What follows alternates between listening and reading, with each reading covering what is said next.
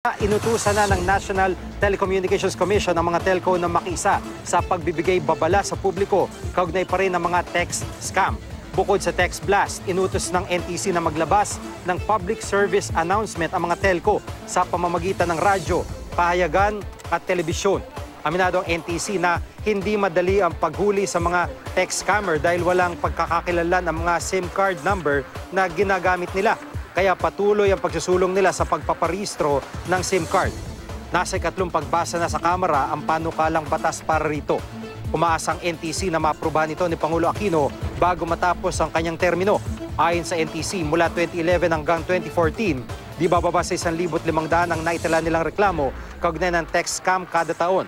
Ngayong 2015, may higit 400 ang naitala nilang reklamo. Kadalasang inirereklamo mga message na kunwari nanalo sa raffle ang nakatanggap ng mensahe. Isa pang madalas na scam ay yung nagkukunwaring kamag-anak o kakilala at humingi ng load mula sa bibiktimahin.